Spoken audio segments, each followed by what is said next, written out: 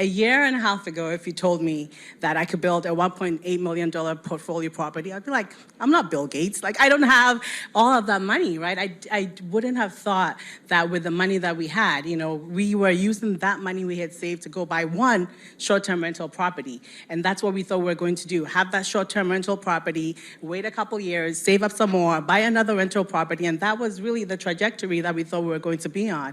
But then having found this program, we realized how we can really leverage the money that we have, the funds that we have, our home equity line of credit, things like that, to be able to build a portfolio that's way bigger than I could have ever imagined. Hey, this is Neeti, and what you're about to hear today is a very special episode with one of the members from our portfolio program. We call these Sensei Sessions. These interviews are designed to give you perspective about what you can achieve with the right strategies and execution.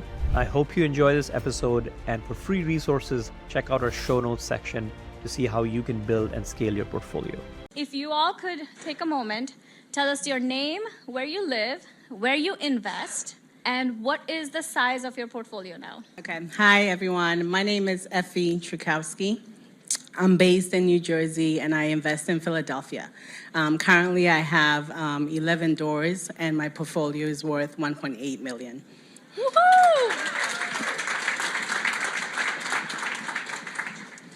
We are Ann and Randy Betts. We live in Michigan, Kalamazoo.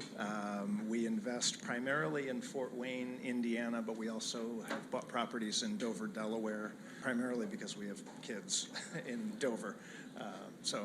And we have $850,000 in BRRRRs. We've done some flips, about $1.5 million this year.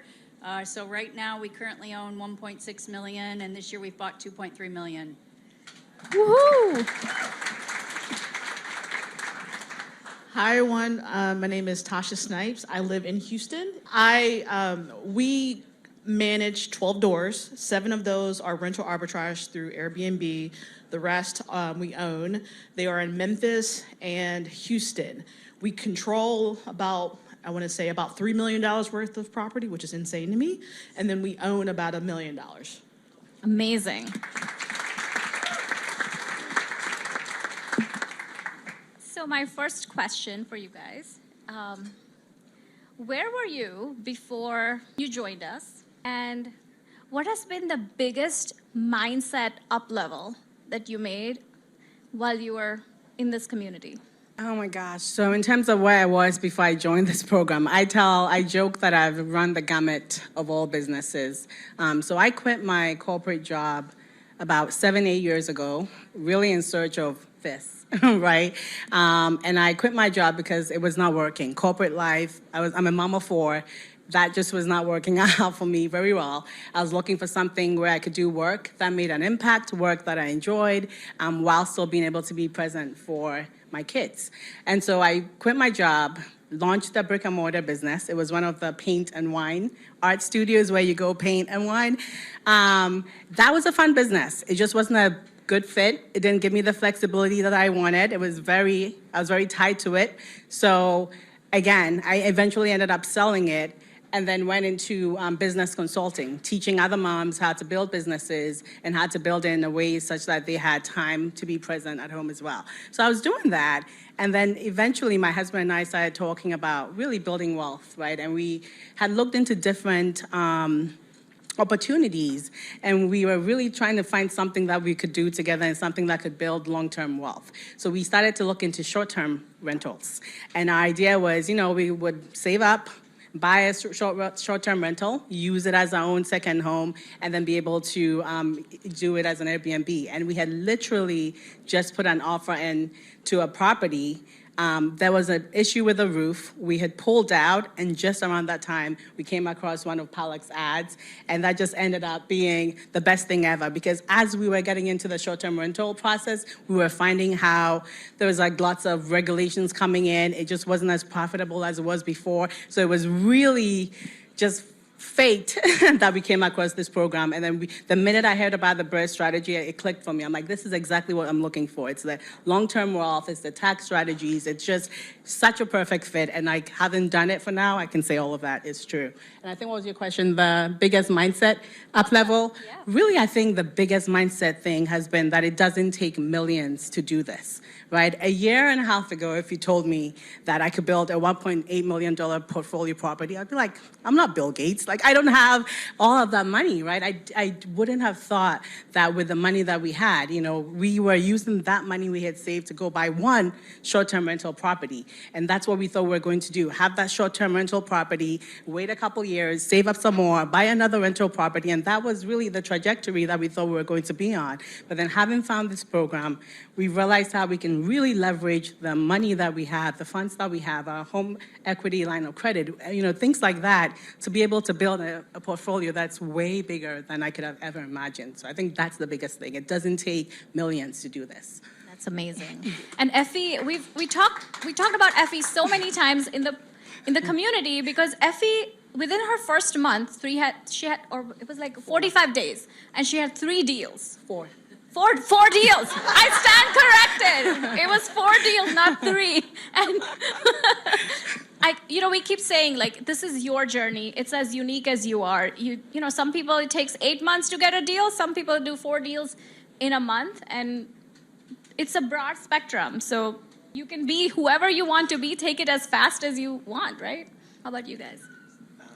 So where was I in the journey? So I had owned a credit reporting agency for about 20 years, oddly in Philadelphia, even though we live in Michigan. And I thought I was done with Philadelphia when I sold it about 2 years ago. So I was now in an uncomfortable position of not knowing what I was going to do next. And then, Anne, go ahead. So I was kind of in between. I just finished my MBA program right before I turned 50. Yes, you can still do stuff. Yep, middle age. Yes. And when I finished that program, I moved into about a 1.5 year long not job search, but search for a manufacturing company. The school had a great program. They were setting up people, to buy and operate their own business. Well, a 1.5 years in, I had this epiphany moment where I'm like, I want to work for myself, but in buying a company, I'm really going to be working for a board of directors that is being set up for me. And I'm like, I don't want that. I just left corporate. Why would I do that? So we had a few months where I'm like, well, what are we going to do? What am I going to do? Because he was still working. And then he ended up leaving his position because he'd sold the company and they no longer needed him. That's what private equity does. And we're like, great, we both now can do something. What are we going to do? And we knew we wanted to do real estate, but we didn't know how. And we've gone through a lot of hard things. We didn't want to recreate the wheel. We didn't want to take 3 to 5 years to figure out how to do real estate. We didn't want to lose money. And so I'm like, let's learn from someone that's already done it. So I'm laying in bed one night, scrolling, and I come across Pollock's 5-day accelerator program. And I'm like, cool, it's free. I'll do that. And so I took 5 days. I did it. And I'm like, I really like this couple. They're not salesy. It looks like a good program. They seem genuine. They seem authentic. I'm going to hit Randy up for this. And Randy was a little skeptical. And we met with Aviv. I'm like, come on, let's just talk to him. We met with Aviv. And Aviv was great. And we decided, you know what? Let's do it. What have we got to lose? So we signed up for the program, and here we are. We signed up in January, and look where we are in 11 months. How many BRRRRs? 5. 5 BRRRRs. Yeah. So when I was younger, I saw my parents go through some really difficult financial times. So I developed a fear of debt. And Randy and I worked very hard the past 20 years, paying off a lot of debt. He started a business in the 90s, didn't go good. We racked up a lot of business debt, and we worked 20 years to pay off that business debt as well as our personal debt. And we were very proud in 2018. We paid off everything. So that's great, that's good, but then we knew to start a business, you gotta have debt. or typically you have some investment debt. So for me, one of the biggest mindset kind of shifts is that there is good debt. There is good investment debt. And not all debt is bad. So I had to overcome that. And so for me, that was just, and probably still is, a bit of a shift. And some of these speakers have even helped me today go, okay, it's okay. You know what? It's okay to have a mortgage. It's wise because that frees up money, to scale and to grow. So for me, that was the biggest thing. I love that. Was it something different for you, Randy, and a mindset shift, or was it the same? No, I would say it was the same. We worked very hard to become debt-free, and I never wanted to be in any kind of debt again because debt had been so crushing for a long time. Sure. And even in our credit business, my partner and I, we worked very hard to pay off debt. We just never liked to carry debt. So that has been the biggest mindset because you realize you're not paying taxes on debt, and it allows you to scale. And so that was the biggest mindset. Love that. So I would say I joined the program about a year ago. I'd been investing prior to that. I'd been investing for a long time. I've done all different types of real estate investment. And I think the program helped focus me. One of the things that I live in Houston. Houston's a very competitive market. There's a lot of big investors in Houston. And, I remember in 2019 going out trying to find a deal in Houston and being like, how are these people buying stuff within 24 hours in cash? Like, how are people moving this quick? And I realized I was missing something. Like people had figured out something to do this at scale, to move at the speed that they were doing, and I was missing something. I wasn't getting a memo. And so the program was the memo. Now I'm like, oh, that's how they do it. I can do that. Oh, you can do 24 hours? What about 12? So I think that's kind of the part that was a big difference for me. Is it helped focus me, and it helped me sort of leverage up of what I was already seeing of how people were able to move quickly, to scale, to build those systems and things of that nature. I love it. What was the biggest challenge that you faced with your burr, and how did you solve it? So my partner is my husband. He's at home with our 2 kids. And so I actually asked him that because I kind of wanted to know his view of that. And I actually think we agreed. So we do our burrs in Memphis. We're in Houston. He's from Memphis, and so we spend a lot of time visiting family in Memphis. And I asked him that, and his thing was just not physically being able to go to the property, having to rely upon contractors and things of that nature. And there definitely is a level of trust but verify with contractors and things of that nature. So there are things that the contractor thinks is done because his sub told them that was done, and then you get a picture and it's completely not done. So that's kind of the part that's been tough to manage is, I work at a large law firm, right? When my associates come to me with a work product, it's finished. It's proved. It's dotted I's, crossed the T's, with a bow on top. And working with contractors typically doesn't work that way. And so for me, that was a challenge of that's not how I run my law practice, but contractors tend to have, even the Prince Charming contractors have holes in their socks, I like to say. And so how do I deal with that? I have worked on even better fortifying my boots on the ground team. I was literally texting my contractor today, and you probably saw me step out, because I talked to him, he's like, all this stuff is done. I was like, that's nice, but such and such is going to check, and we're going to have an inspection, and we're going to is this all necessary? Yes. So that's how we've kind of overcome it. I love that. So you're out-of-state investors. Yeah, love that. Thank you for sharing that. How about you? Boy, ours is absolutely no doubt finding a contractor we can trust. And we have, unfortunately, fired a contractor. That contractor started off well. We thought they were it. They did a couple of burrs, and they did a good job. As we added properties, there were more and more issues that arose, quality issues, projects that they said would take X number of weeks, but add a month or 6 weeks, and multiple other things. So we fired that contractor and looked for another contractor, found them, they stole from us.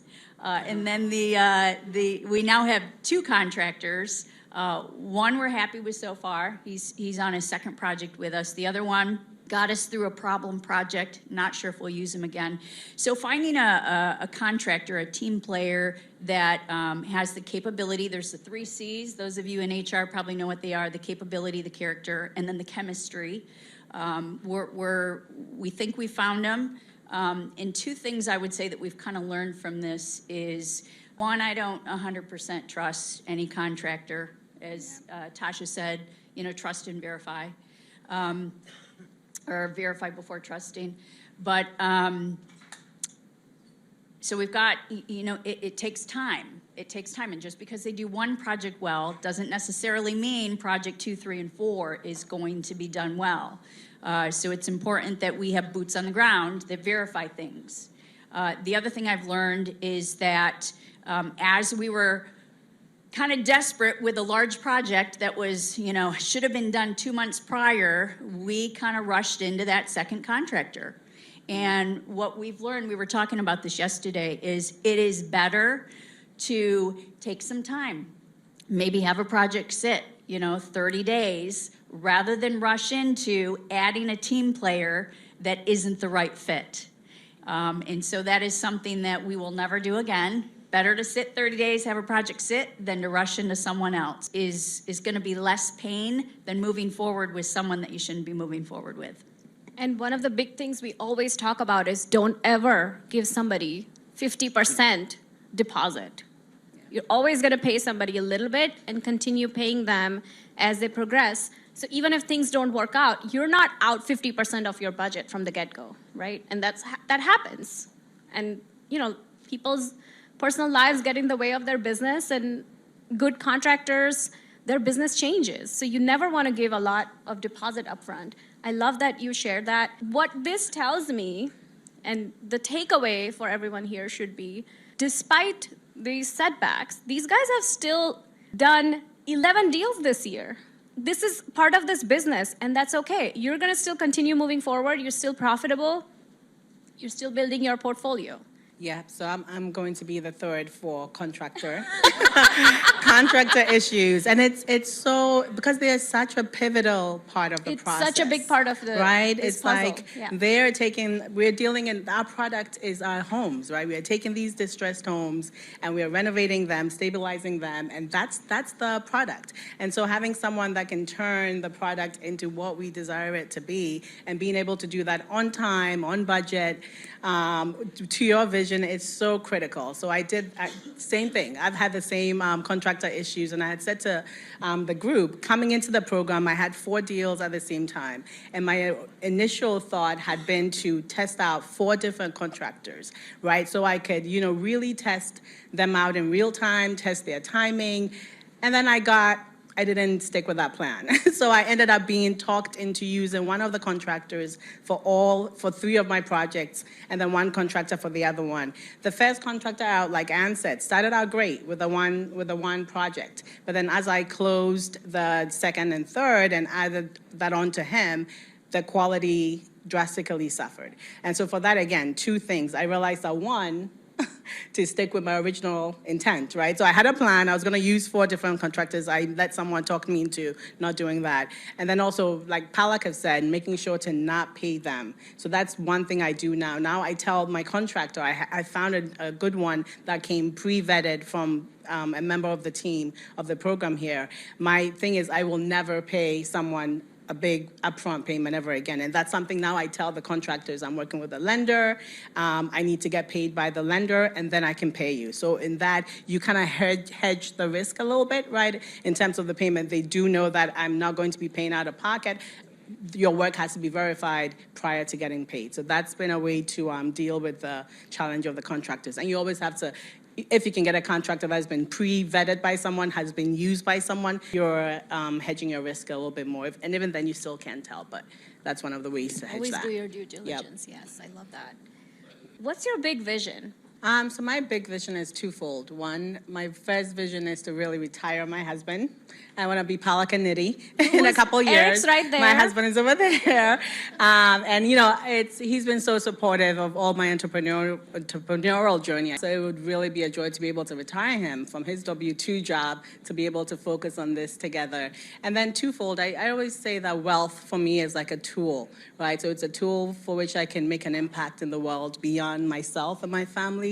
So, wealth is going to allow us to do a lot of things, have the freedom we want, be able to set our kids up, but then it can also help me impact things beyond myself. I'm from Ghana. There's lots of courses out there that I can make a positive contribution to. So for me, wealth is a tool that can really help me be the person I want to be. Love that. Yes. Rainey and I are retired. We've done well. We have money, but we want more. And there's nothing wrong with that. I mean, Yes to that. Yes.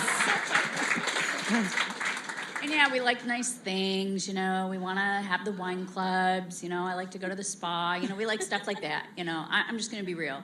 And yet I say that, but honestly, we're really not materialistic, but we like the choices, we like the options.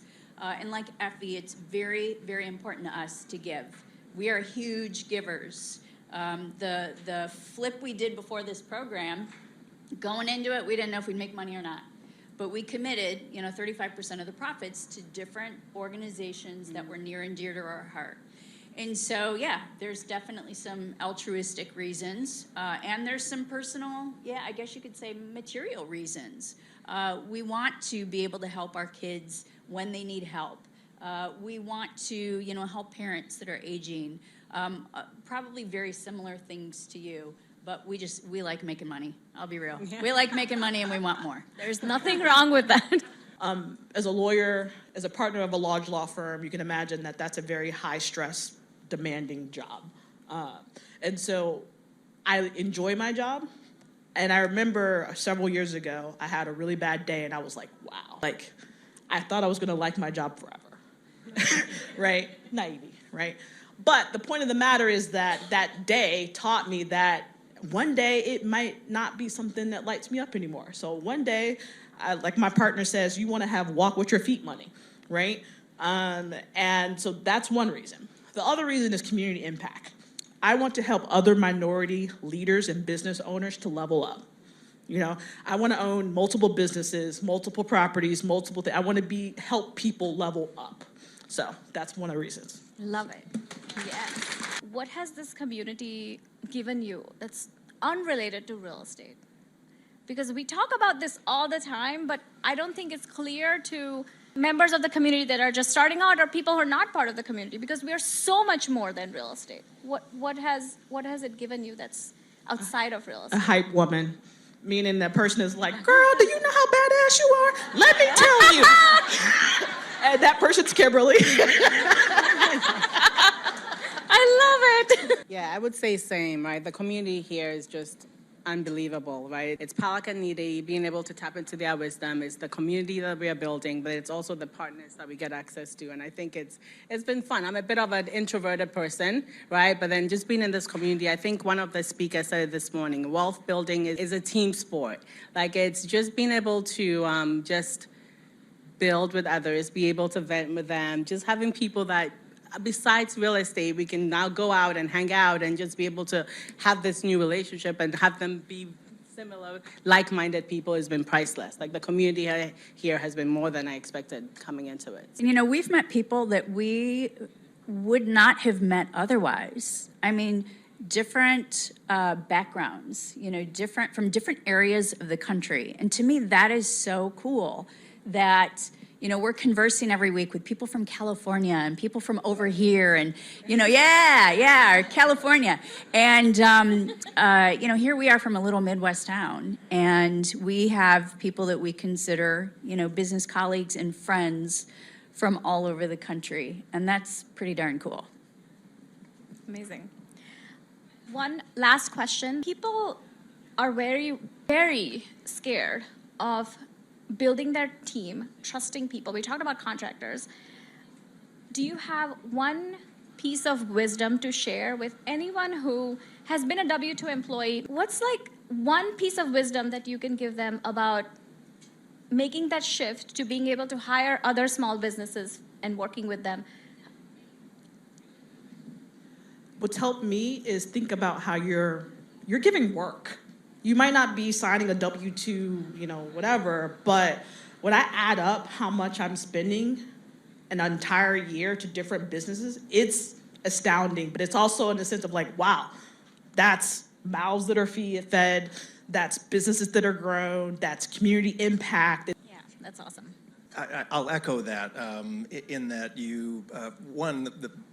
the only way you move forward is to take the action. So you've got to get past the fear of it. And, believe me, I'm, as Aviv will attest, I was very cynical coming into this program. It's just my nature. And so you've got to get past that by taking action. It's the only way you're going to move forward is take the action. So you do have to effectively take the leap, which is to trust. So do your due diligence, take the action, and then treat it like a business. Be the boss. I love that. And Yeah, and I'll echo what everyone said. I mean, I think it's you almost cannot not hire other people in this process, right? It's really a team sport that we are doing. You cannot be a contractor yourself. You cannot lend to yourself. You cannot clean all your properties, or maybe you can, but you don't want to.